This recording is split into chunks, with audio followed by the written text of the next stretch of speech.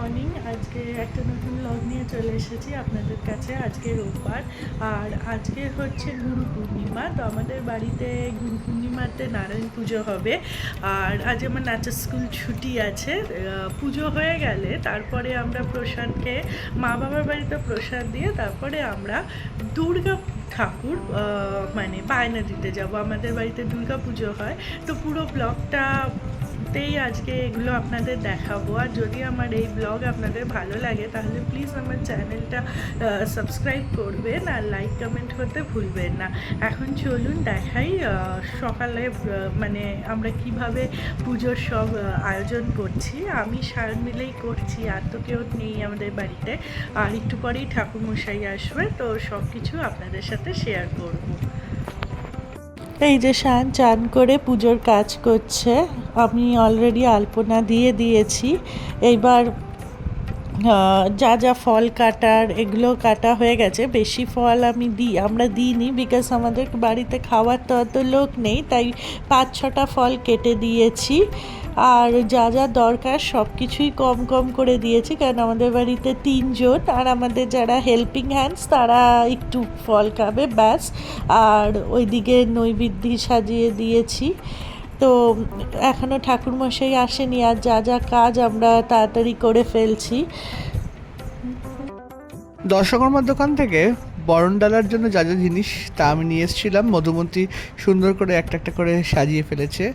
আর দেখুন আস্তে আস্তে মধুমন্তী ভুজি যে জিনিসপত্রগুলো সেইগুলো বার করে সেইগুলোকে রেডি করছে।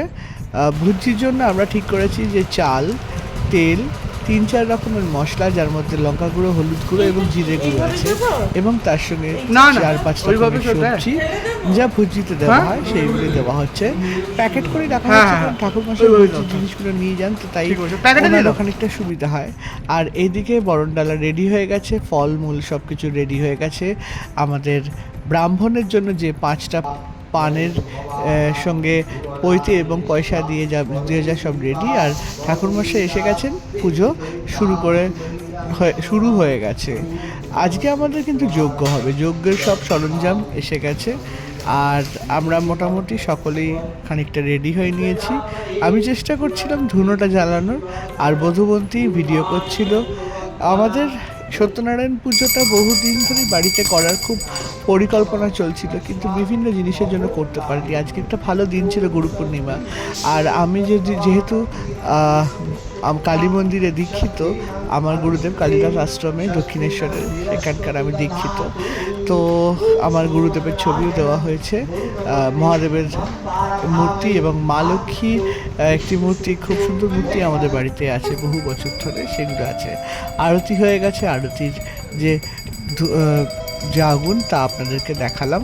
আর এবারে আস্তে আস্তে আমরা এগিয়ে যাব যজ্ঞের দিকে। যজ্ঞর আগে আরতির বিভিন্ন পদ্ধতি চলছে।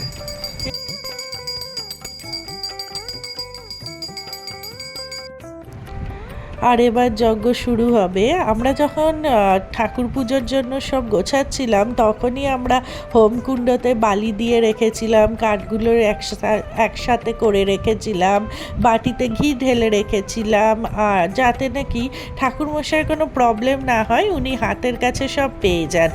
বেলপাতা, 28টা বেলপাতা একসাথে করে রেখেছিলাম। তো একটু উনি গুছিয়ে নিয়ে এবার যজ্ঞ আরম্ভ করবেন। আমরা চেষ্টা করলাম এই ভিডিওতে পুরো পুজোটাই খানিকটা আপনাদের সামনে দেখানোর, কারণ সত্যনারায়ণ পুজো সকলের পরিবারের জন্য ভালো করে, এবং আমরাও চাই আপনাদের প্রত্যেকে ভালো থাকুন, সুস্থ থাকুন। সত্যনারায়ণ পুজোর হোম শুরু হয়ে গেছে, এবং ঠাকুরমশাই খুব মন দিয়ে খুব সুন্দরভাবে হোমটা করেছেন। দেখতেই পাচ্ছেন 28টি বেলপাতা আমরা আলাদা করে রেখেছিলাম, এবং একে একে বেলপাতা যজ্ঞের ঘিয়ের সঙ্গে চলে যাচ্ছে আগুনে। আমাদের খুব খুব ভালো লাগলো আজকের পুজোটা। আর এখন রেডি হয়ে নিয়েছি, এখন আমরা বেরোবো, কিন্তু বৃষ্টির জন্য ওয়েট করছি। হঠাৎ করে বৃষ্টি পড়ছে খুব, একটু কমলে পরে তারপরে বেরোবো। আর আমরা যাব খালপাড়ে, যেটা মানিকতলার ওখানে ঠাকুরের বায়না দিতে। আমাদের আজকের একটা মূল উদ্দেশ্য ছিল যে আজকে বাড়ির দুর্গাপুজোর দুর্গা ঠাকুর বায়না দেওয়া। প্রতি বছর গুরু পূর্ণিমার দিনে আমরা মোটামুটি বায়নাটা দিই, অনেক সময় রথযাত্রার দিনও দিই।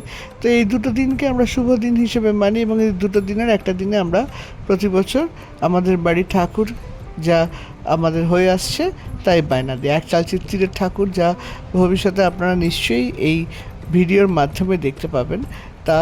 আর আমাদের বাড়ির দুর্গাপুজোর কিন্তু একটা খুব সুন্দর গল্প আছে। আমি বহু বছর আগে 2006 সালে যখন উচ্চ মাধ্যমিক পাশ করি, বাবা আমাকে বলেছিল ভালো উপহার কী চাই, আর আমি সেই উপহার বাবদ বলেছিলাম যে বাড়িতে দুর্গাপুজো করতে চাই। আর বাবা আমাকে নিয়ে এসেছিলো কুমোরটুলিতে একটা ছোট্ট দুর্গা ঠাকুর কিনে দিয়ে বলেছিল এখান থেকে হোক দুর্গাপুজো। মায়ের আশীর্বাদেই খানিকটা আজকে দুর্গাপুজোটা খুব বড় করেই করা হয়। সব আত্মীয় স্বজন বন্ধুবান্ধব সকলে আসেন আর খুব আনন্দ করা হয়। আমরা চলে এসেছিলাম কুমোরটুলিতে, যদিও আমাদের প্রতি বছর মানিকতলা থেকে আমাদের ঠাকুর অর্ডার দেওয়া হয়, কিন্তু কুমোরটুলিতে এসেছিলাম কারণ প্রতি বছর দুর্গাপুজোতে একবার দুবার কুমোরটুলিতে না আসলে মনটা যেন কেমন উদাস হয়ে যায়। কিন্তু আজকে একটা মনটা খুব খারাপ হওয়ার মতন একটা খবর পেলাম। সেটা হচ্ছে যে শিল্পী বা যে মৃৎশিল্পী বহু বছর ধরে আমাদের বাড়ির দুর্গা ঠাকুর তৈরি করে এসেছিলেন, সেই ভোলা পাল বা শ্যামল পাল আজকে আর আমাদের মধ্যে নেই। গত বছর তিনি হঠাৎ করেই সেরিব্রাল অ্যাটাকে আমাদের সকলকে ছেড়ে পরলোকে চলে গেছেন। মনটা সত্যি খারাপ লাগছিল, কিন্তু তার মধ্যেও দেখছিলাম মায়ের কাজ চলছে। সত্যি পৃথিবীতে বোধহয় কোনো কিছুই থেমে থাকে না। তার সবথেকে বড় উদাহরণ আজকে খানিকটা উপভোগ করতে পারলাম।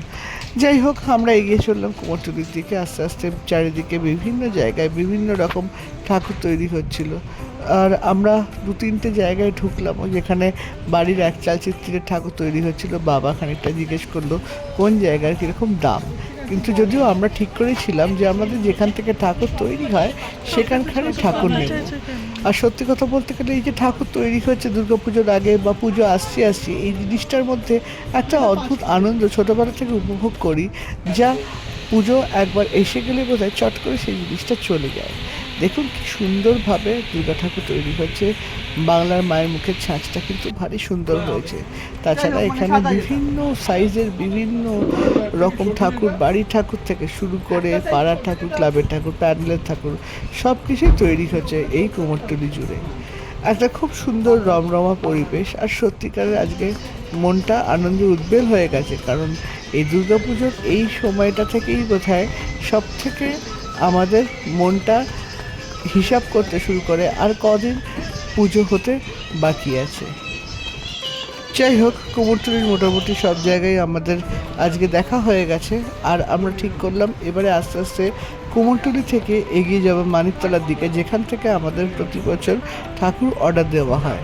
মধুবন থেকে বললাম যে চলো, কলকাতার একটা ঐতিহ্যপূর্ণ জায়গা যা শোভাবাজারের ঘাট অবধি আসে গঙ্গার ধার দিয়ে, সেই জায়গাটা দেখায়। বাদিকে বিখ্যাত মৃত্যুদের জমিদার বাড়ি থেকে শুরু করে আরও অনেক বড় বড় বাড়ি দেখতে দেখতে আমরা এগিয়ে গেলাম। যদিও বৃষ্টি পড়ছিল, তাও মধুমতি তার মধ্যে খুব সুন্দর গঙ্গার একটা ভিডিও করেছে, যা দেখে খুব ভালো লাগলো। আমাদের কলকাতার গঙ্গা কিন্তু ভারী সুন্দর, আর কলকাতার বিভিন্ন ঘাট আছে যেখান থেকে গঙ্গার মায়ের দর্শন কিন্তু খুব সুন্দর হয়। যাই হোক, আমরা এবারে রেল লাইন ক্রস করবো, চক্র রেল লাইন আপনারা দেখতেই পাচ্ছেন। সেটি পেরিয়ে আমরা এবারে আস্তে আস্তে এগিয়ে যাব মানিকতলার দিকে। কোনোদিনও তো পড়ে না।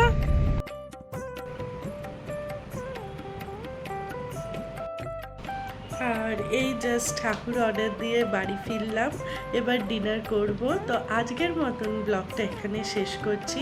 যদি আপনাদের আমার এই ব্লগ ভালো লাগে তাহলে প্লিজ আমার চ্যানেলটা সাবস্ক্রাইব করবেন আর লাইক কমেন্ট করতে ভুলবেন না। Good night, tata.